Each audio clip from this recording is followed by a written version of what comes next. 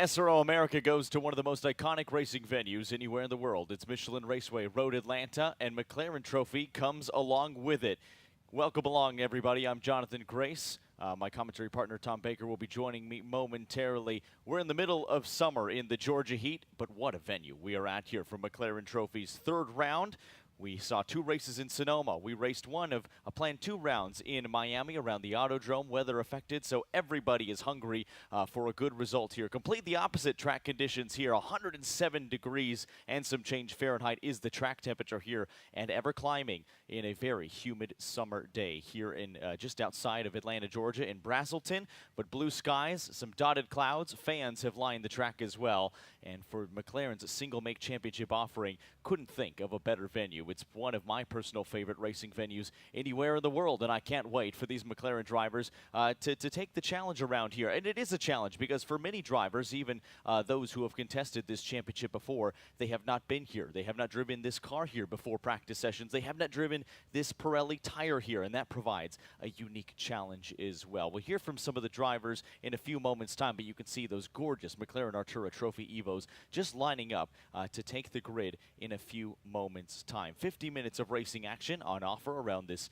2.52-mile circuit. These are based on the Artura GT4 race car that is based, of course, on the McLaren Artura road-going car, but these are turned up to 11, even from GT4 spec. A little bit more aerodynamics, a lot more top speed, some more horsepower, and a few other bits and bobs, and notably a push-to-pass system. You get 300 seconds of which to use. And speaking with Tommy Pintos, a former champion in European ranks, a race winner here in McLaren Trophy America, he says you got to be careful with the deployment of that push-to-pass system, because in 4 laps time, if you deplete it all on the back straight, you could be at 0 seconds and use all 300 up just like that. You can use it to attack, you can use it to defend.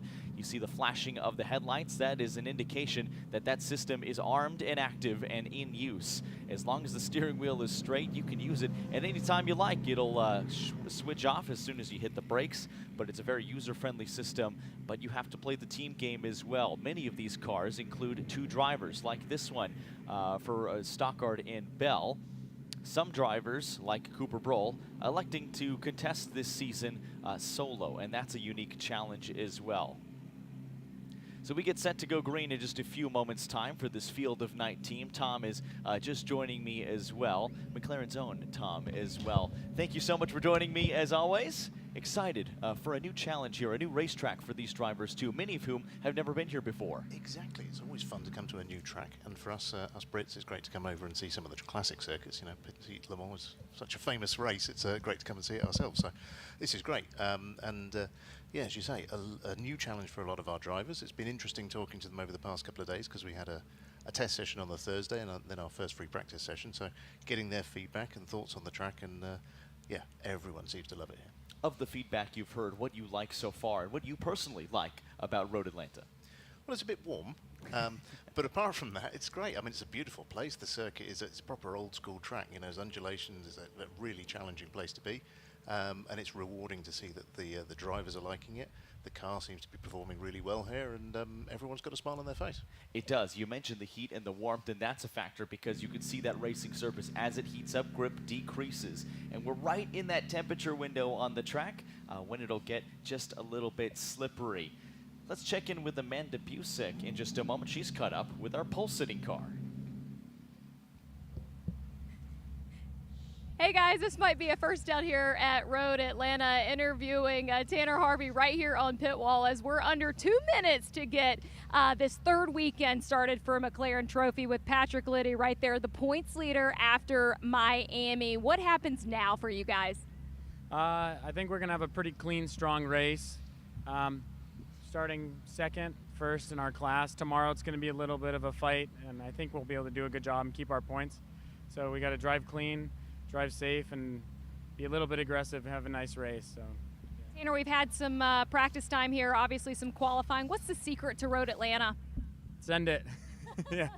Yeah, just hope for the best. Yeah, come down the drop of doom is what I call it, and just hope you don't hit the wall and drive as fast as you can.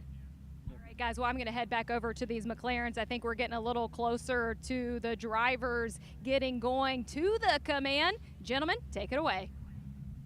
Thanks, Amanda, very much. Always great to hear from the members of the pole-sitting car. Patrick Liddy, suited and booted. You can see the LID on the Luma rink upside there. He will start on the front row alongside GMG Racing's Jeff Cook. Just moments away from the command to start engines. And you can see the hand signal there, and you can hear those McLaren Trophy EVOs fire to life. And what a glorious engine note it is as well. We've got a healthy field, 10 rows, 19 cars. Tom, what is your eye on? Well, where to look? Jeff Cook, always one to keep an eye on. He's good. He's racing in the AM class, put on pole. So, yeah, you've got to keep an eye on him. And races very well, very clean. He did a great job in Miami, led a good chunk of the race there. Tanner and Patrick, obviously, very professional pairing, know exactly what to do, so that's going to be cool. You've got Cooper Broll starting just on the second row there. Cooper has done a superb job recently and has really adapted to this car. He's relatively new to racing, having done last year with Tommy Pintos and learned from one of our factory pro drivers there, so yeah, he's going to be one to keep an eye on. Tough to know where to look. It's going to come from everywhere. It's going to be great. I think my eye, of course, it's on Forte Racing and their largely expanded effort this year, but also on Jeff Cook from GMG Racing. You mentioned it, an AM class car on the pole position. It's one of the beautiful things here about racing in McLaren Trophy America is we have a couple different classes, AM, Pro, and Pro-Am, but being in a pro car does not guarantee you a starting position at the head of the grid. You have to get there on merit, and as we saw from Jeff Cook, he was simply faster than the rest of the field. Exactly, and as you said, some people have had a great deal of experience racing here and others haven't, so playing to that experience. Let's take a look at that starting grid, Tom, because on the overall pole and the AM class pole is Jeff Cook from GMG Racing. Patrick Liddy, your pro class pole sitter, is alongside him in that number 4, that iconic blue car.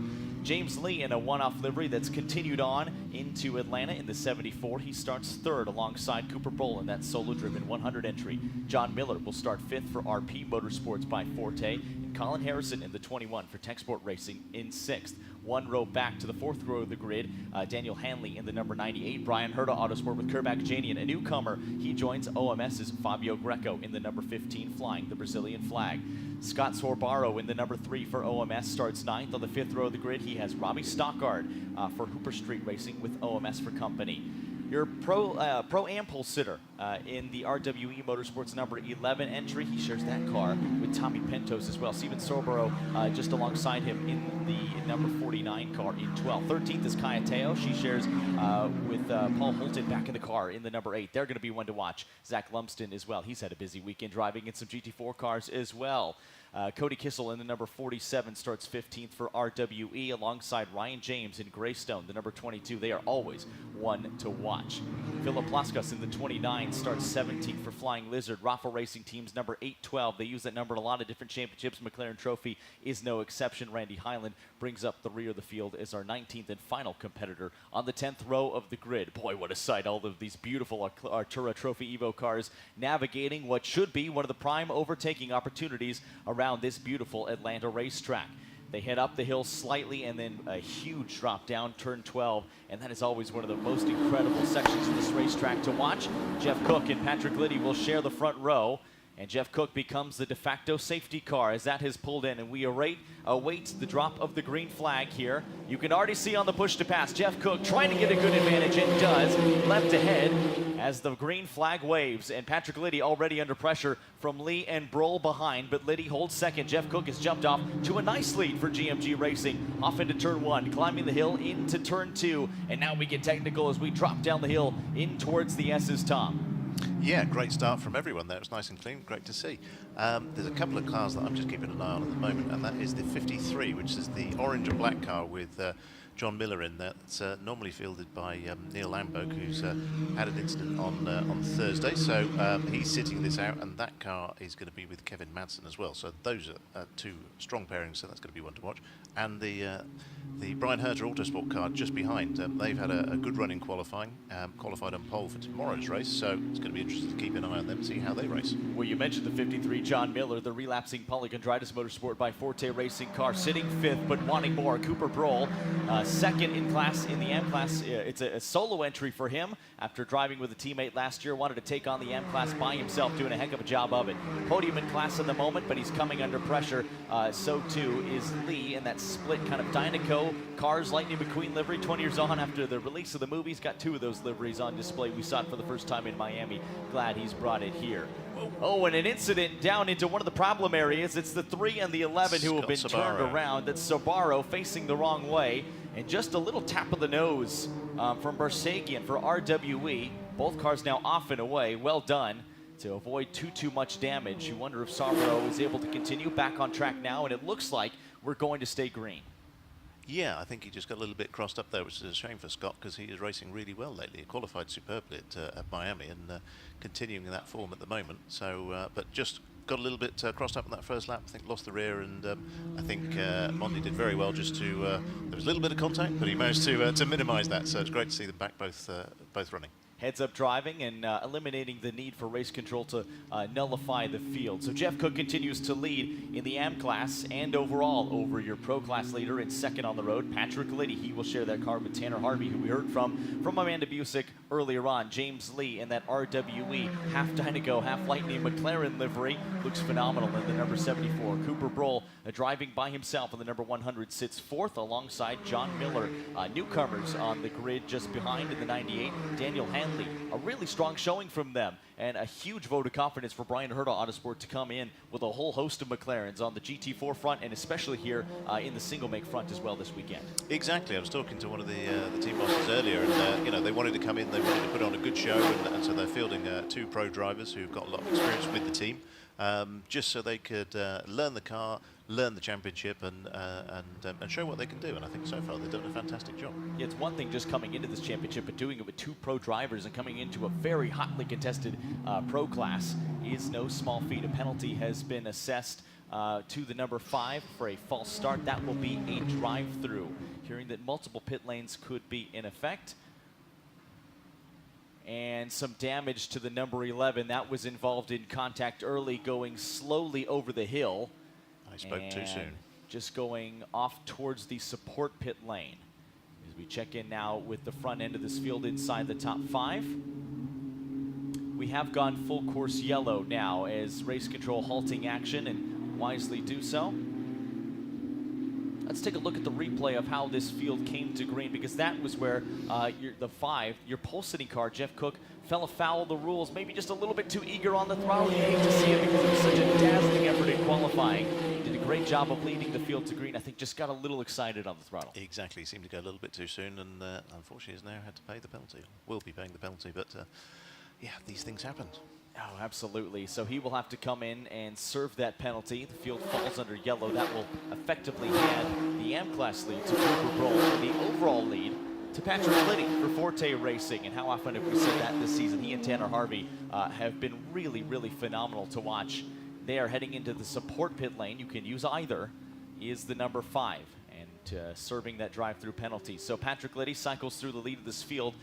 But I'm excited for this battle here on the restart because he's going to have James Lee to contend with. Saw the incident at the beginning, but let's take a look at why we are under full course yellow. Just in the draft there.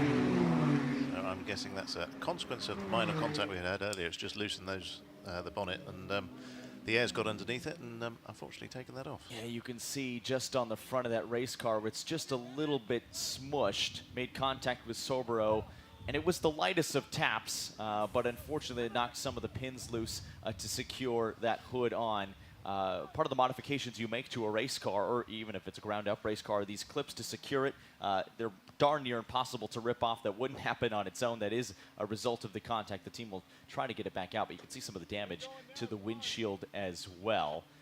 And for the RWE Motorsports car, you can see some of that tape being applied. We talked about turn 10A and B, that chicane along straightaway into a heavy braking area being a potential problem area and an opportunity. Here's the yellow car in front, the 3 spinning, and the 11 nowhere to go. Everyone else having to go away in avoidance. You can actually see the hood popping up right there. That is what led to some of that airflow kicking that hood up down the straightaway. Exactly. I think just under the hood there's quite a bit of damage there that's just deformed it, and We've just seen the result as it's flown off, but yeah, they're applying some of that universal bonding strip as talked about in Toy Story back in the day.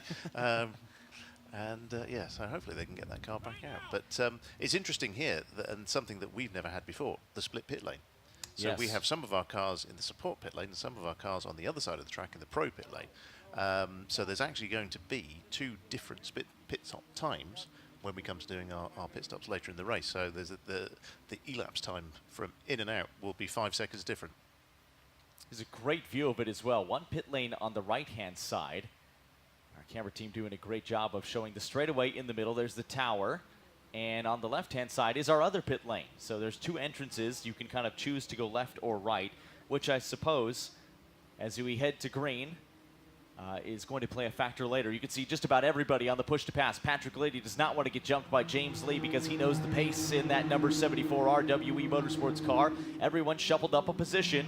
Hanley up a couple positions in the newcomer, the 98, the BHA car, but it's Patrick Liddy off to the races, already 6/10 to the good, with Cooper Broll behind in third. 2 pro-class cars lead an AM car, and it's Kissel down in 9th place, your Pro-Am leader right now for RWE Motorsports, but it's Forte Racing. 2 baby blue cars that lead the way, although that baby blue gives way to red, and a beautiful crimson chrome red at that.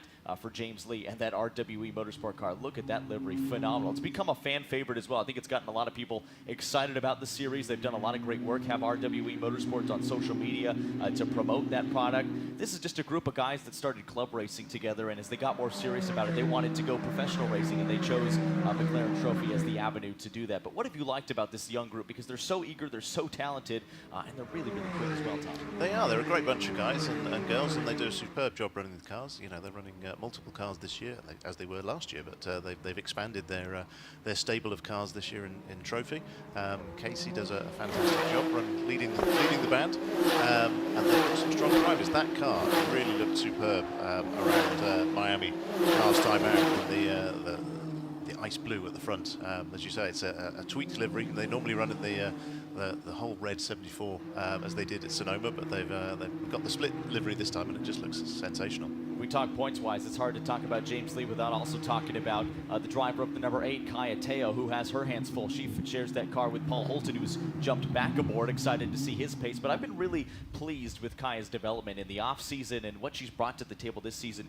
Right in the beginning in Sonoma, she was really on the pace, and they really dazzled us, not only with the livery, but with her driving talent as well. It's not an easy task to keep pace with Paul Holton, and I think she has risen to the challenge. And because of that, she sits second in points, tied with James Lee and Sam Nesser. Has her hands full right now with the Pro-Am leader just behind. And you got to be careful here, right? You have a trio of cars all in different classes. You don't want to tangle with one another, even though you do want that track position. No, exactly, but you're also mindful of keeping your progress going and your eyes forward. So, yeah, it's a tricky situation to be in. But I completely agree. I think Kaya's done a fantastic job adapting to this car. You know, she's done a lot of racing in the Miata racing before. I was talking to her the other day, and she was saying the last time she raced here was in a Miata. A little bit different racing a trophy car here. So, corners that she was going, oh, that's flat, and coming in the trophy car going, oh, nope, not flat.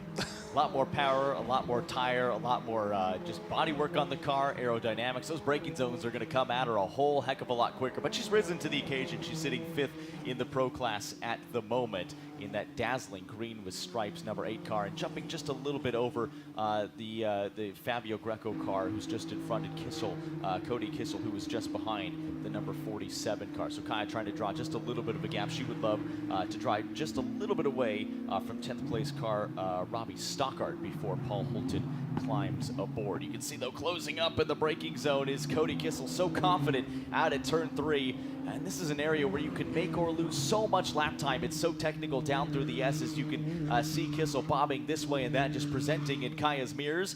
And this is a deceptively tricky corner top, turn 5, because it tightens up on you. It's a short spurt down to turn 6, but a very important one, and one where you can try to make a move. And Stockard was trying to get a little gutsy, and inside goes Kissel. No, Kaya Teo covered it off. Not really an opportunity into 7, but it will be down the long arcing straightaway. It's kind of a non-turn in turn 8, a non-turn in turn 9, and then certainly a turn in 10A and 10B. But Kaya Teo, what kind of a launch did she get? She's on the push to pass.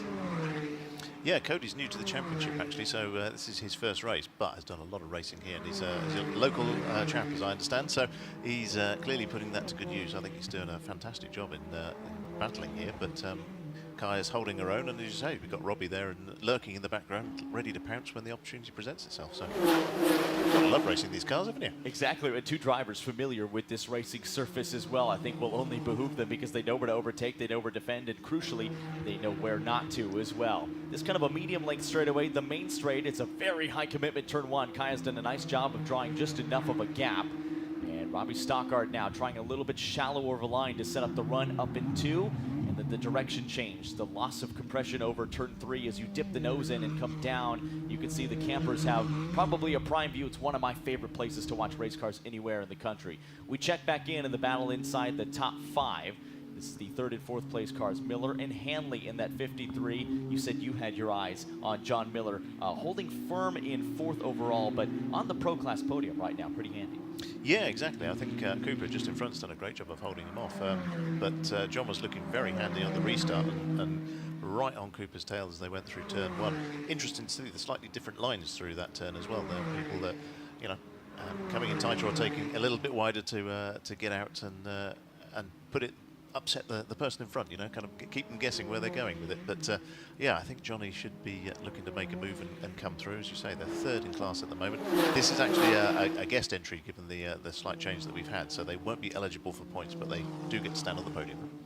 And they will certainly be fighting for track position. We talked about the importance of fighting just in cars in your class. If you're in the guest class, well, all you want is to stand on that overall podium and spray a little champagne. So they'll be nice and hungry for a result. And look at the run from the 47 out of the final corner down into turn one. Cody Kishel getting a little bit closer, but not close enough. Kaya Teo really strong under braking. Impressive from the driver of the number 8.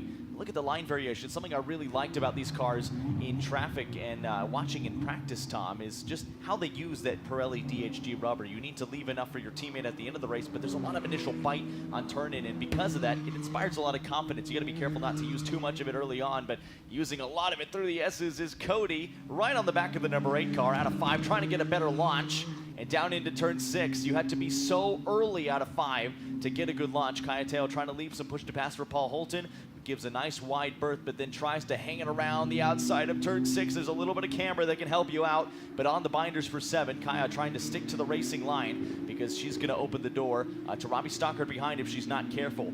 Going side by side out of the exit of 7. This is the long run now through the king of 8, down the hill, up the hill, back. It's a little left-hand turn in 9 before you hit the brakes. Kaya Teo back in front, just a little spurt of the push to pass. Remember, you can use it all up on the back straight in a couple laps time if you're not careful. Kaya Teo reading that one like a book, knew the move was coming, used just enough of the push to pass to defend, and she kept the nose in front. I thought that was brilliant. Great to watch that. Well done, Kaya. That was superb. She's got for a young person, she's got a great mature head on her shoulders, and she really read that well and made the move when she needed to. Used the push to pass strategically, boom, and she's actually extended the gap now. And all of a sudden, Robbie Stockard wants a piece of the pie, and he's going to go up a position as well on Cody Kishel. He won't fight that one back because it is just for track position, not necessarily class position. But Robbie Stockard now solidifies himself and can go in pursuit of the number 8 car, Kaya Teo, that Forte machine just in front. But Kaya holds station in 8th right now, still 5th in class. But now that baby blue car with the papaya accents is going to have a chance to try to make something happen. We saw briefly a flash of Cooper Broll, but here we go. Kaya Teo under pressure as she was a lap ago on the push to pass, nice and early, sticking to that outside racing line. Kaya Teo on the brakes. Dips the nose in, but it's not enough. It was a huge effort under braking from Robbie Stockard to get that car to the 4. The 65 is ahead by the time they hit the braking zone for 7. A little slide for the rear end of that McLaren. It's a lot of horsepower to put to the tarmac, especially when it's hot and greasy outside. We saw Kaya Teo fight this one back a lap ago. What do you think her odds are into the braking zone of 10 this time around? No, I think this is done, unfortunately. Robbie made the move earlier, and I think maybe he was watching what happened the lap before. I think Kaya did a fantastic job of reading that situation, but although she goes up the inside now, comes along. Brave move for Kaya because she knows this is for class position. She was holding firm in 5th in Pro. It is now 6th in Pro. But Cody Kishel, still your leader in Pro-Am. Doesn't want to get too tangled up because he's got a sizable lead over James in the Greystone GT machine behind ahead of the pit stop sequence, which is still a few moments out. We check back in with Brian Herta Autosports in that number 98 Hanley with Kerbak Ajanian. Has pressure behind. Yeah, that's Colin Harrison. Oh, that's the Robbie 65. Off, unfortunately. Oh, he's gone off just a little bit too eager. Yeah, undone all his good work there. Now he's dropped back behind. that's quite a long way back now, unfortunately. Well, part of the defense for Kayateo is simply enduring and surviving. Let's take a look at what happened. Kayateo in pursuit, no help, just a really high commitment turn one. You go up the hill, really tricky part of the racetrack. You're bleeding off the brakes, you're applying the power. It is well and truly blind. And Kayateo might have a little smirk under the helmet as well, because that's another position gained. And now she can go and set in pursuit of the car that's in 4th place in class, 5th on the road. That's the Brian Herta Autosports. We checked back in on this battle a few moments ago. Cooper Broll sitting 3rd overall, your leader in AM by quite some margin over Colin Harrison a little while back. Has drawn just a little bit more of a gap in his Forte Racing entry. Cooper Broll, a solo effort this year. That is a really difficult thing to do, especially on a weekend like this, where not only are you racing in the Georgian heat, but you're doing it 2 days in a row. Yeah, exactly. Cooper's actually changed teams from last year, and so he was with the Skip Barber concern. Now he's with the Forte Racing team, and they're running multiple cars. So I think, despite the fact he's an AM driver, he's got a lot of data to work with, a lot of the pro drivers, and they're all very collaborative within the team, which is fantastic to see. So I think he's seeing the benefit of that. However, you're right, there's a lot of driving and some very hot weather around here, so I think he's done exceptionally well to keep a cool head. And a lot of these drivers are an AM in moniker and title only, because they certainly don't drive that way. Cooper, I think, is a prime example of that. Not often you see an AM driver pace the field in qualifying like Jeff Cook, fell afoul of the start with a little eager right foot, but Cooper Broll, I think, another prime example of a driver in the AM category who has plenty of talent. Brian Herta Autosport as well. We mentioned the GT4 program coming on with the McLaren Trophy program as well. Both of those cars based on the McLaren Artura, and the Artura Trophy, while it may be based on the Artura GT4, it's been turned up to 11. A lot more power, the push-to-pass system, the aerodynamics, the suspension, the intakes, and the pressure for Kayateo, as she's got a great example of an Artura Trophy Evo in her wing mirrors. She thought her battling was done. No, Cody Kishel wants this position. Again, not for class position. Cody is your Pro-Am class leader. Kayateo sitting 5th in Pro right now for Forte Racing. Has had experience defending into 10A before. We'll do it again here. No popping into the braking zone for the driver behind. RDOB Motorsports, though, runs a heck of a program. And just like Forte Racing, they have largely expanded their presence on the grid this year. Exactly, and I'm just looking in the picture behind. Scott Sabaro making a good job of making up some time after that spin. He's closing in on this battle, so he could be a thorn in the side as well. Not far behind him is new entrant Zach Lumsden, who's racing with Flying Lizards, his first weekend in the championship.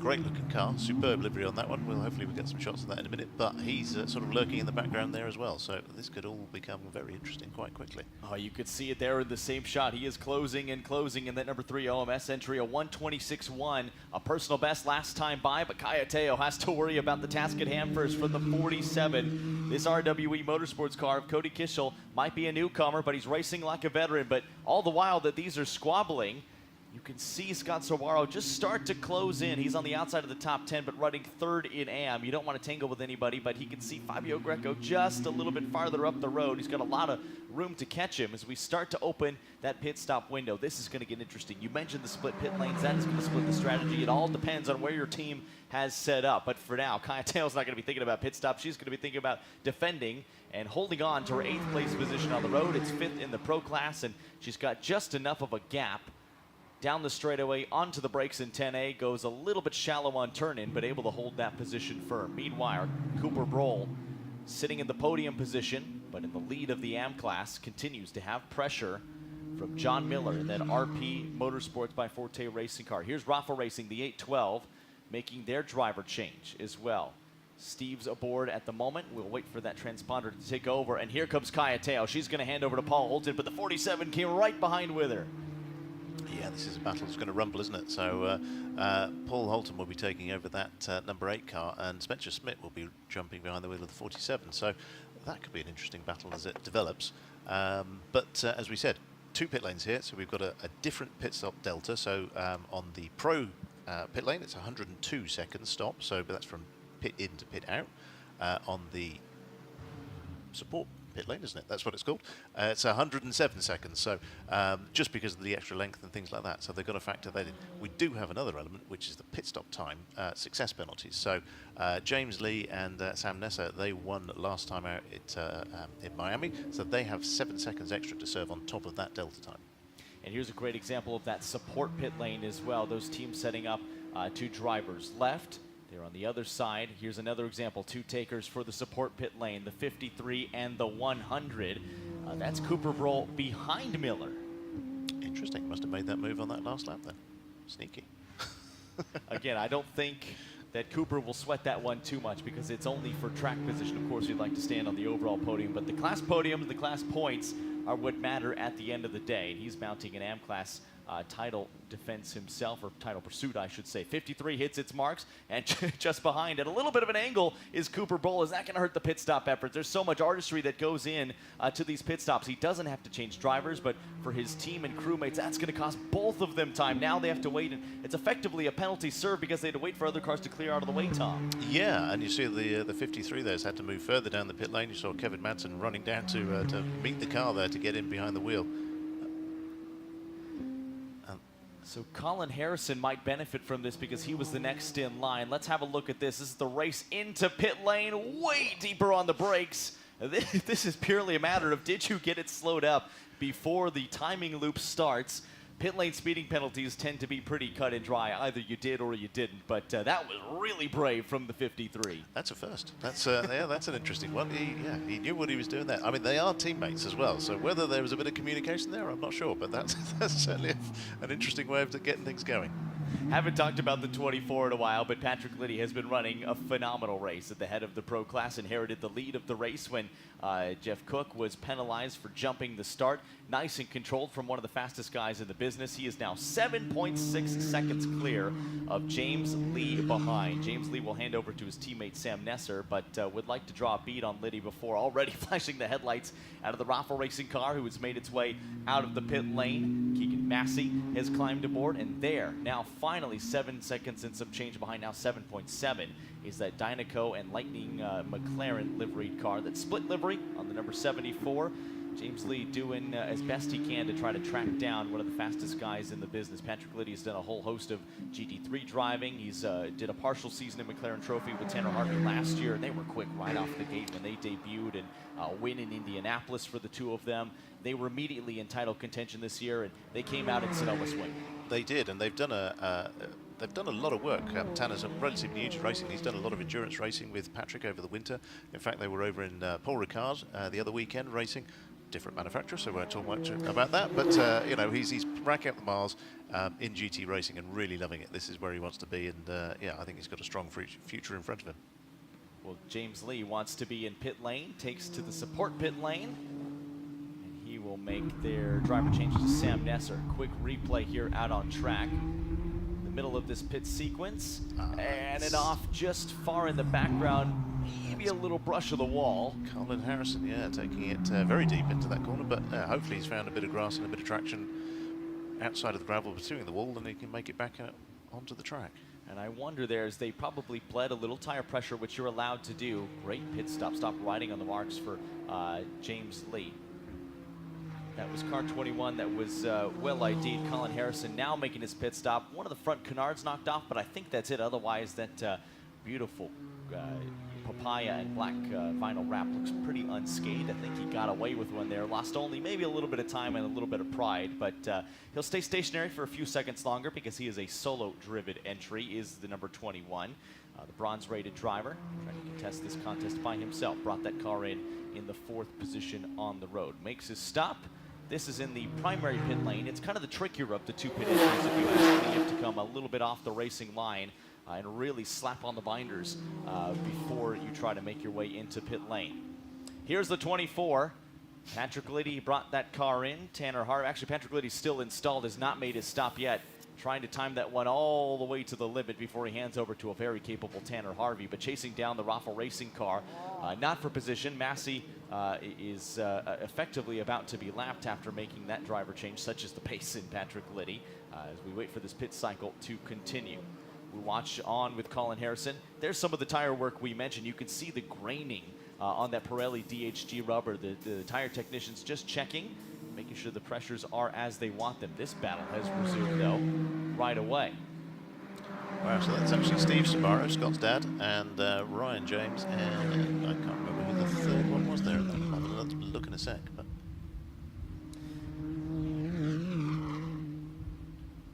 So this is, of our leaders, the one who was emerged from pit lane after their pit stop. We are still waiting for Patrick Liddy to make his pit stop, waiting until the very last moment.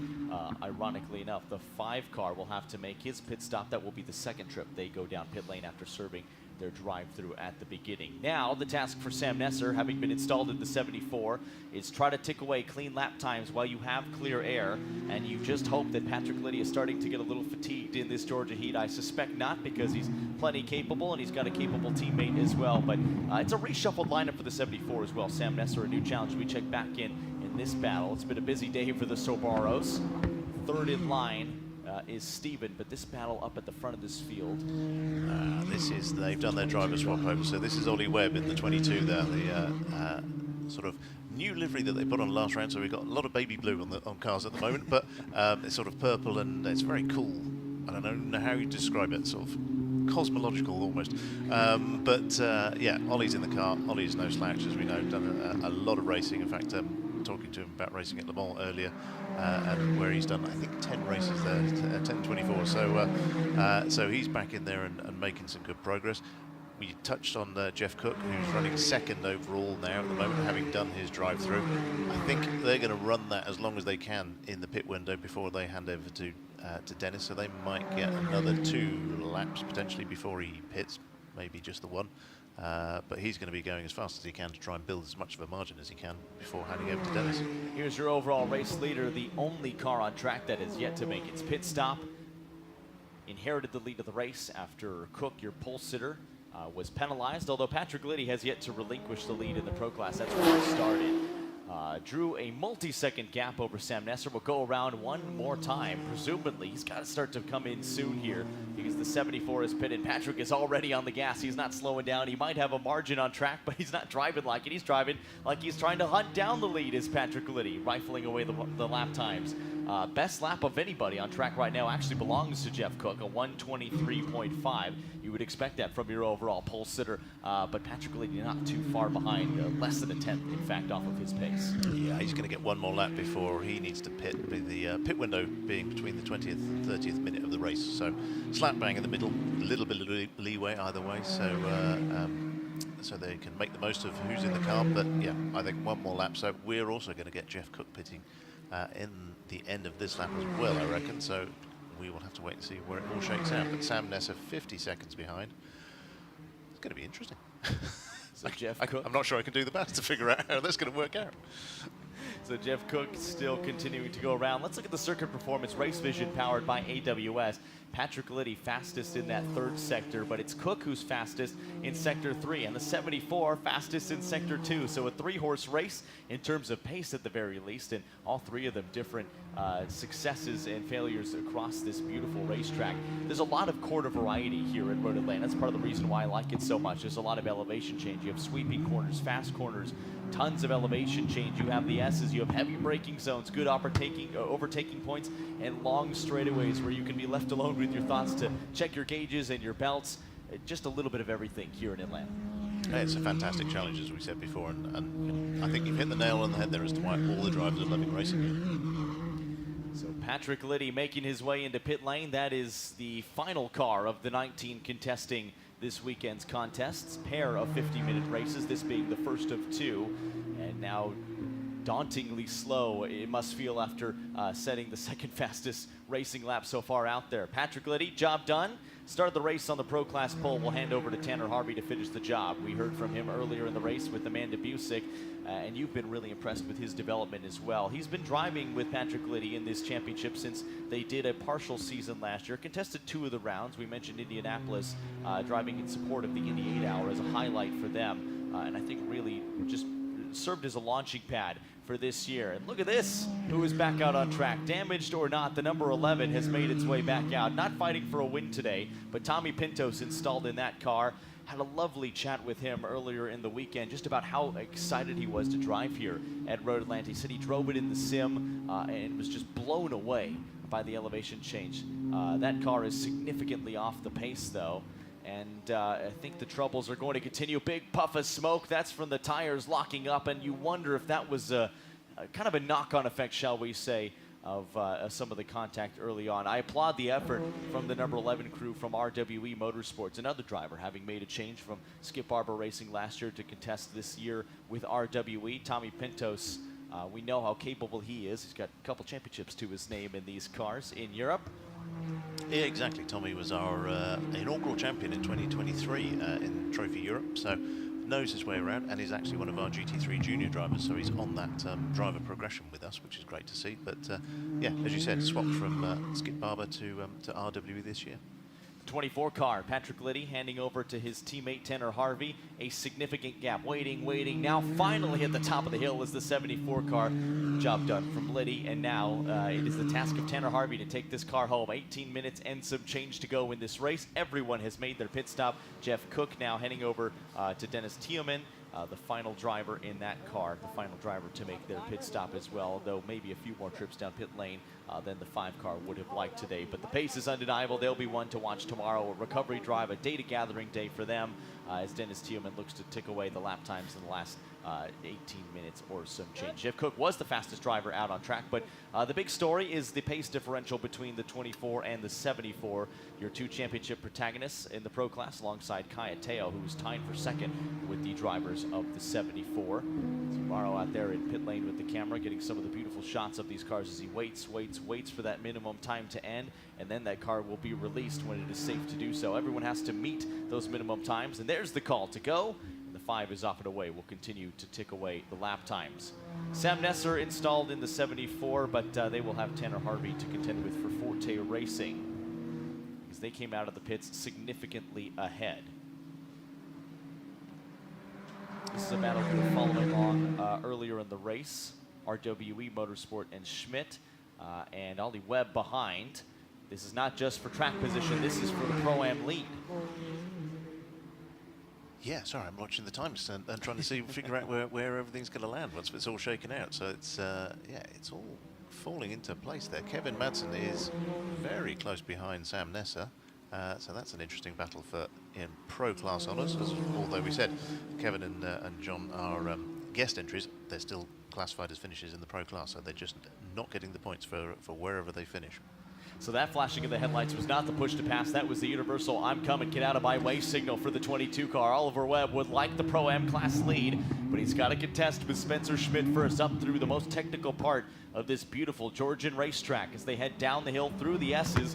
Really almost impossible to make a move here unless you are very, very brave, and this time wisdom being the better part of valor. Schmidt just ahead into the braking zone, but a lot of time can be gained on the exit of turn 5. On the flashers is Webb once again.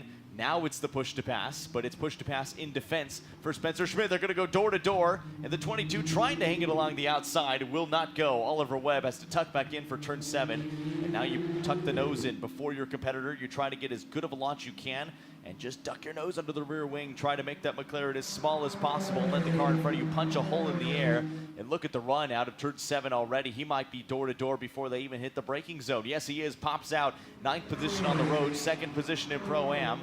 He's going to try to move to the outside. That's brave, but the outside becomes the inside. In 10A, they duck the nose in, turn left, and now it's the inside line for the 22. But fighting back is sent Spencer Schmidt on the outside, and he'll defend the position. Phenomenal racing. I think maybe he'd been watching the GT4 race yesterday, watching Michael Cooper make that move so effectively around the outside, but he almost got him on the cutback there. He was on the outside, then he moved to the inside earlier in the lap, so I did think he was maybe going to make that move, but Spencer's done a great job of defending that. Holding on for another lap, but Ollie is determined. And when you were talking earlier, I was just thinking, Ollie, there aren't many racetracks that Ollie hasn't raced at, and I've been remiss in actually asking him, is this one that's been on his list, or is this a debut for him here at Road America? If it is his debut, he's driving as if he's driven here at Road Atlanta many, many times before. Here's the 74 car under pressure and being passed by Cooper Broll. That's the 100 car up a position. 74 car won't sweat that one. Kevin Madsen, the 53, I think will be the one on his mind. This battle resumes, and now around the outside again is the 22, and finally brave enough to make it stick. That is a super high commitment corner. There's a little bit of banking there that can help you out in the camber, but you brake remarkably late for turn 6 after that medium length straightaway, and now the launch down the hill got a good exit as well. Leaves the 47 car of Spencer Schmidt vulnerable to the off-class car of Matt Bell behind, one of the many Matt Bells that we see racing in modern sports car racing here, but on the the McLaren Trophy America grid. He's contesting the Pro Class, sitting 6th at the moment. Got a couple Pro-Am cars in his way, trying to get out of them, but they've been faster right now in 8th and 9th place, respectively. But job done. He's now up into 8th place and in the Pro-Am class lead.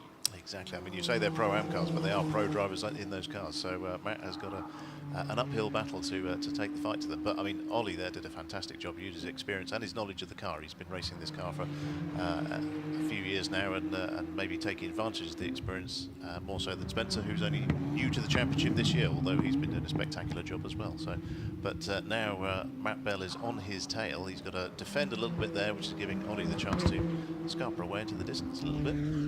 Look at the graphic there, the battle for 9th. Undeniable pace in the 65 car. And the 47, a little bit of a cork in the bottle. Again, you could not worry too much about that car passing you. The only knock-on effect is that puts more distance and more race car between you and Ollie Webb. And if Spencer Schmidt had any hope of trying to track him down, now he's got to make 2 overtakes instead of 1, and that's a little bit more difficult to do. So that's why the 47 might be a little bit remiss to let the 65 by, at least doing so easily. It's a great launch out of the corner, though. Maybe a little spurt of push to pass. And now with the 12 or 13-ish minutes to go or less, you start to wonder who has left enough in the tank. It's really going to be a factor because you might have to contest the last 10 minutes of this race purely on your own pace without the assistance of that turbo overboost. We check back in further up in the field. There's also the question of the tyres. You know, how much have been taken out of the tyres? Oh, that's the Rafa Racing entry. It's taken a little excursion there, but rejoined. Hopefully without any... no, looks pretty clean. I think it was just got crossed up and took a trip into the grass. Keegan Massey, no harm, no foul. Will lose only a little bit of pride in that spin for the 812, but the beautiful white, red, and black Rafa wrap unscathed. I think to your point on the tires, that certainly won't help the tire life, but able to continue under green flag conditions. Only 1 stoppage so far, but he did so right in front of your overall race leader in Tanner Harvey, who was coming through. So if that was a bigger incident, that could have had implications. Let's take another look at it here. You can hear the tires squeal. Oh, I wonder if there was some assistance because there is a little bit of a tire mark on the side of that car. I don't want to play detective too much because I'm only speculating off of the shots that we had. We'll get another angle of it here. No, it was in fact a solo spin. That much is clear. If there was any contact, it was certainly not from that. Solo spin for the 812, but recovered. No harm, no foul. Here's the 24. Really strong run for them as Tanner Harvey hangs the tail end of that race car out. The 5 is chasing, off sequence, not for position, and 4 laps down at this point after some of their woes. But the 53 of Kevin Madsen is starting to close in just a little bit, a healthy gap of 7.2 seconds. But it is at the rate of a couple of seconds, if not 1 second per lap. So this might be one to watch with 11 minutes to go. It's a healthy gap right now, 7.2 seconds, but it's falling all the while.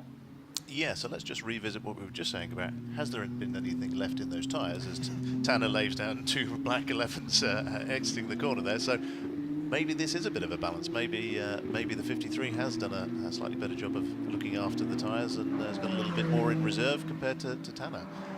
We've got 5.3 seconds between them and 10 minutes left to go. So let's watch it and see how it transpires.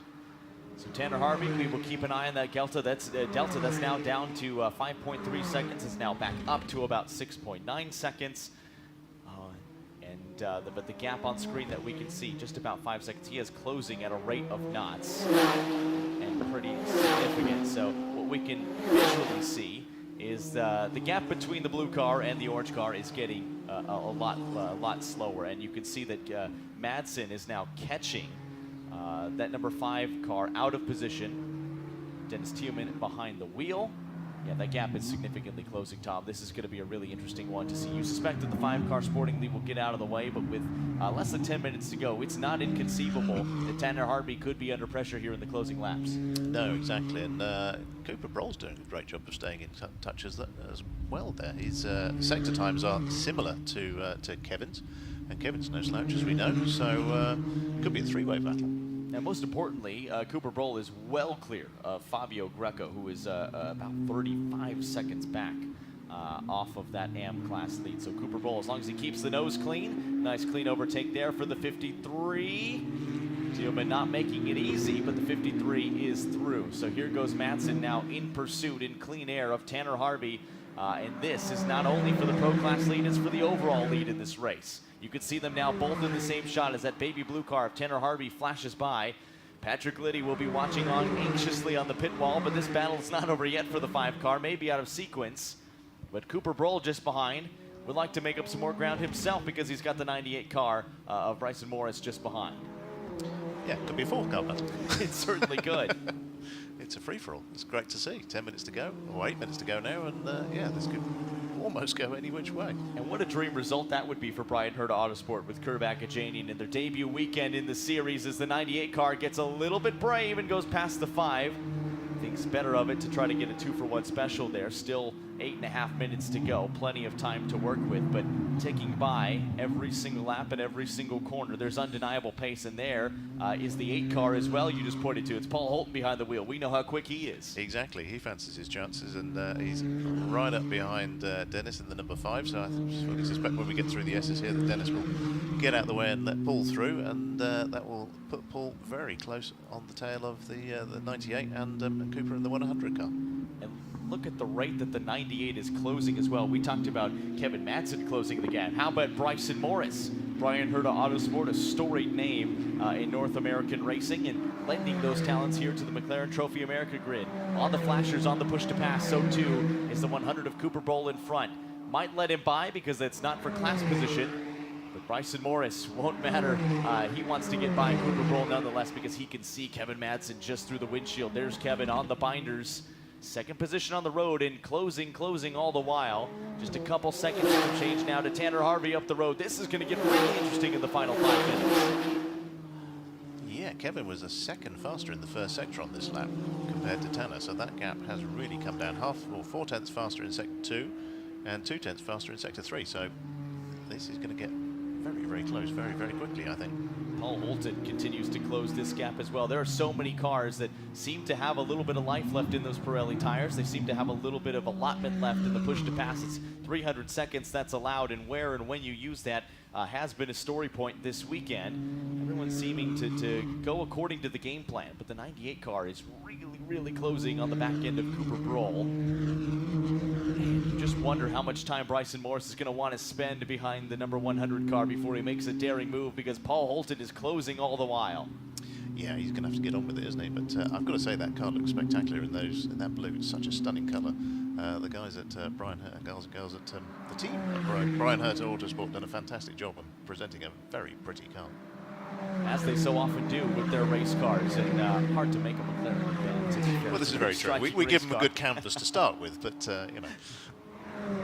Even when those cars are delivered in raw form, they look pretty good, much less when you put the artistry behind it. Such fun liveries in this class, but right now I think nobody's having more fun than the guys and girls fighting on the racetrack right now, especially if we're in the battle for the top 5. Paul Holton is closing, so too is Bryson Morris. Cooper Broll has his hands full because Kevin Madsen just ahead is charging, and Tanner Harvey might start to be driving in his wing mirrors just a little bit, because there is the battle for the lead. Everybody is now fitting into the same straightaway, and the 98 car is going to start to get a little bit antsy. Bryson Morris, debut weekend in this championship, certainly not driving like it, but is stuck behind Cooper Broll at the moment. Look at Paul Holton hang the tail end of that race car out. He's going to close in on the 98 soon, but here is the battle for the overall lead. Kevin Madsen has well and truly caught Tanner Harvey. We talked about the work he has done with Patrick Liddy in the offseason. He's going to have to showcase it now. He's got 5 minutes and 20 seconds. A lot can happen in those 5 minutes. Yeah, Kevin is looking very racy, isn't he? He's flashing the lights there to try and freak him out a little bit. He's yeah, trying to get in his head and pressure as much as he can.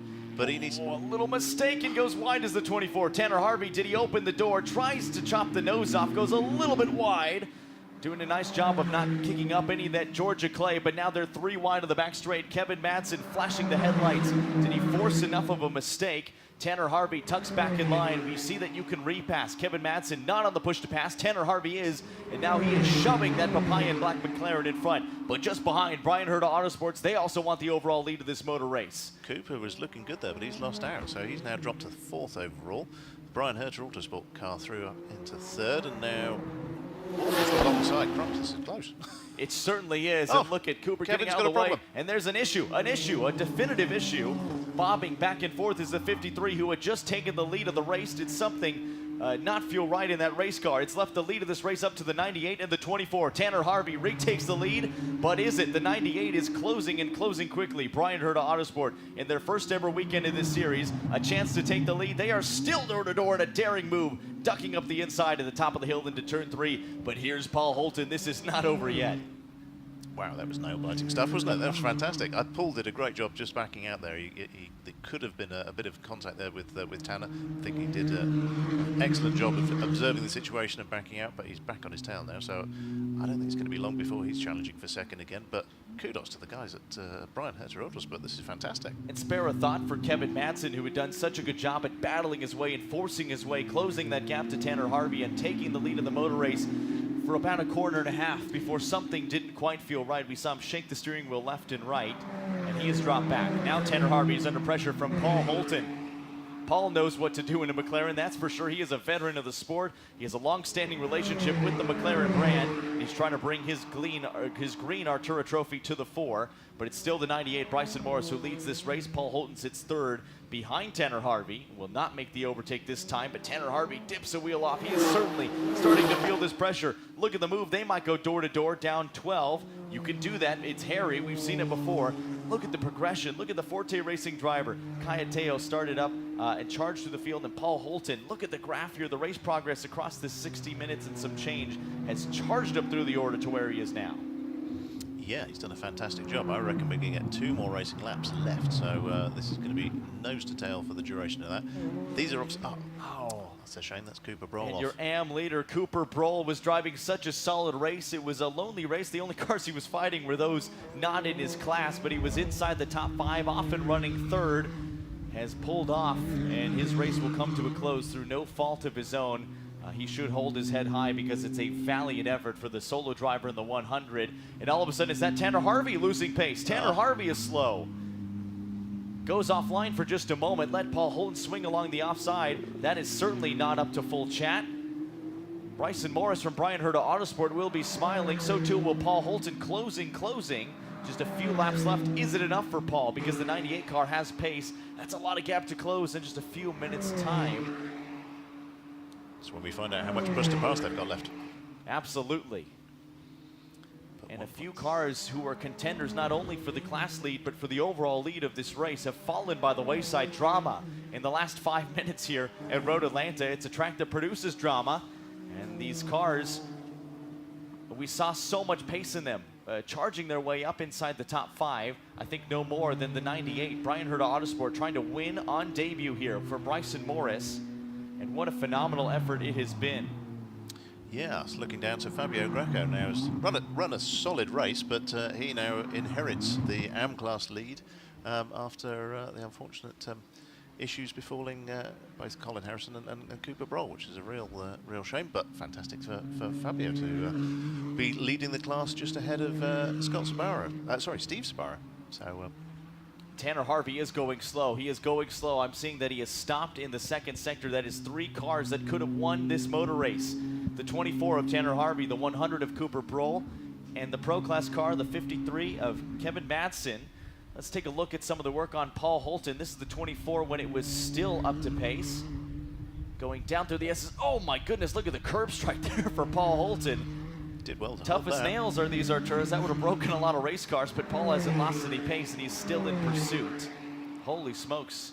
Bryson Morris leads this race, but Paul Holton still in pursuit. He will take the white flag, I think, next time by, so this one is not over yet. But for Bryson Morris, can't quite breathe easy just yet, but has done the hard work of charging through the order and getting himself up into the lead of this race. Paul Holton did a great job taking that car over from Cayeteo. He's just trying to see what he has in store. What do you have left in the tire store, in the push-to-pass store? How heavy is your right foot on this last lap? I think Bryson has got this one. He's got this under control. Yeah. Paul has dropped back a little bit in the last lap, lost 2 or 3 seconds. He's now 6.3 seconds behind, so that's a comfortable margin. I think he's settled. He's realised that it's not going to be today, but they've done a fantastic job to come through to second, and they just need to bring that home now. Ollie Webb up to 3rd overall. Yeah. Unbelievable. Where did that come from? Unsure if he's aware of some of the carnage that has befallen the leaders at the head of this race, but that has promoted Oliver Webb up to third overall, still in the lead of the Pro-Am class. We saw his battle with Spencer Schmidt about midway through. Fabio Greco looks on as well, having inherited the AM class lead as well. It's OMS 1-2 in the AM class as well, with Sobaro just behind. But I think the story of the day has been this car, the number 98. A new entry this weekend for Bryan Herta Autosports, trying their hand at true GT racing. They've had success in touring cars. They've got a prototype program. They have not had a true GT program in quite some time. A debut weekend at one of the most challenging race circuits anywhere in the world. It's the 98 car. Daniel Hanley started this motor race. Bryson Morris took it to the checkered flag. He will win at Road Atlanta and win in McLaren Trophy overall and in the Pro class. The Rafa Racing car takes the checkered flag behind a valiant effort. A good shard from Paul Holton will finish second on the road in Pro. There's the 22. Ollie Webb survived the chaos of the day. 1 corner to go in that beautiful blue car to take the 22 to victory lane in the Pro-Am class. And third overall on the road. A phenomenal effort for him. A troubled day for the 5 despite a super display of pace. I think Number we need to 15 acknowledge car that Fabio Greco leads an OMS 1-2 and AM. Need to acknowledge the good work of Ryan James in helping set Ollie up for that result as well. Yes. But that's certainly helped them in the championship. They've come into this year having raced for a couple of years in Trophy Europe, so this is kind of a new adventure for them this year. But great to see them taking that victory. With circuit differences and temperature differences and just racing differences, it's a whole different ball game racing in the United States and North America than it is in Europe, and it's provided a unique challenge because there are so many drivers who've started and had success in McLaren Trophy Europe, and the cars might be very similar, just about the same, but the circuits are really different, the environments are different, the air conditions are different. It's hot, it's humid, it's sticky here down in Georgia. This is a track with a lot of character, a lot of undulation. It's a really challenging thing to do, and so for those who come and succeed, especially like Bryan Herta Autosport, a storied name in North American racing, and they can add a McLaren Trophy America win to their record books, an ever-growing record book at that. Exactly, great to see. But as you say, the cars are identical whether they're racing here or in Europe. And actually, we had at Miami, we had some of our European customers coming over, racing the cars, and that was great to see. Hopefully, we'll see some of the American teams come over and join us in Europe. We've got some interesting announcements coming up over the next few weeks about 2027, which will hopefully pique some interest. And yeah, we can talk about that next time.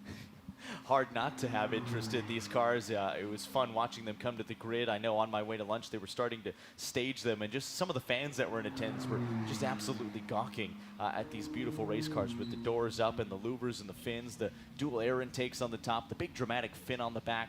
These things look pretty handy going around here. What a chaotic race, what a crazy race. Some of the class leaders, some of the front leaders falling by the wayside. No less than 3 contenders for the lead of this motor race in the last 5 minutes. Tanner Harvey, Cooper Brohl, and Kevin Madsen falling by the wayside, opening the door for Bryan Herta Autosports, whose pace was already undeniable. Bryson Morris brought that car to the fore. His teammate Daniel Hanley started it. A newcomer to the weekend, certainly didn't drive like it. Forte Racing will come away with a podium result. Paul Holton finishes in second.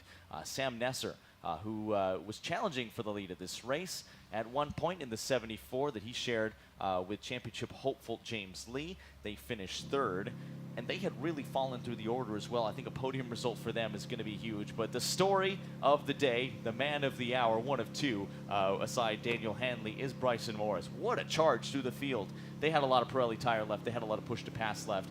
Taking a moment to soak it all in.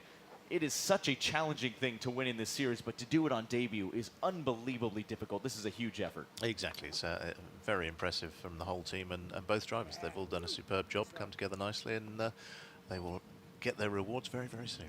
Absolutely, and a well-earned break and reprieve from some of the heat of this race because it was incredibly difficult. It was a hot day, but a wonderful race. We mentioned it was a crazy race. Let's take a look at how it all started, and it started right before the drop of the green flag. It was the GMG racing car number 5, Jeff Cook, who started on the pole but jumped the gun a little too eager with the right foot. That drew him a penalty. This was contact that had dividends later on. The 11 car losing the hood after bonking the nose of that race car. They would come back out later but suffer some issues. That left Tanner Harvey and Patrick Liddy to fight for the lead. The 53 car super late on the brakes into pit lane. And There was the 24. A flawless stint from Patrick Liddy, a pretty flawless stint from Tanner Harvey as well. Keep a tab in that, though. The 53 car was a contender for the lead of this race, despite some of the dramas. Kevin Madsen drove a great stint. The 22 car, Ollie Webb, charging through the field, having to fight his way past the 47, but ended up in the lead of the Pro-Am class and third on the road. Curb strike did not hurt Paul Holton's efforts. They finished second on the road, but Brian Herta Autosports wins on debut here in race 1 of the weekend at Road Atlanta.